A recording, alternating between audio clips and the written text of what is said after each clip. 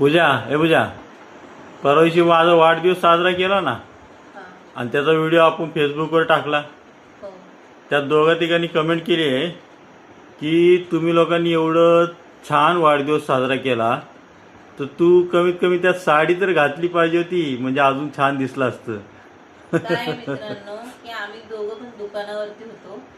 दुकानातून यायच्या अगोदर मुलांनी दीदीने आमचा स्वयंपाक वगैरे करून ठेवला.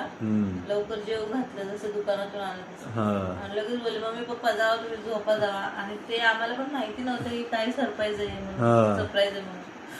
मग झोपून गेलो आम्ही. एवढी थकली होती की झोप कधी लागली कळलं नाही. आणि परत मग आम्हाला उठवलं त्यांनी, मला कपडे घातले आणि परत खाली नेलं.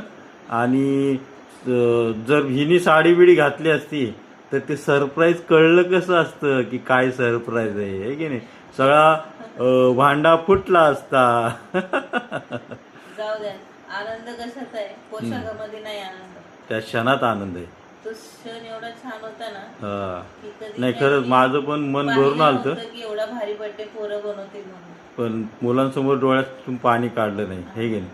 पण चांगलं केलं वाढदिवस माझा मुलांनी, मला आवडलं. घातली असती साडी पण त्यांना पण माहिती नव्हतं आणि मला पण माहिती नव्हतं.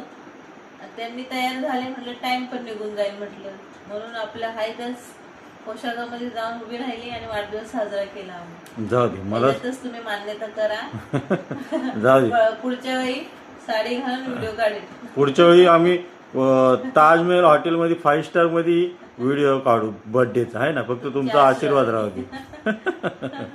चला श्री स्वामी समर्थ. श्री स्वामी समर्थ. शुभरात्री. शुभरात्री. रात्रीच्या 12 वाजता आम्ही व्हिडिओ काढतोय. रात्रीचे 12 वाजले.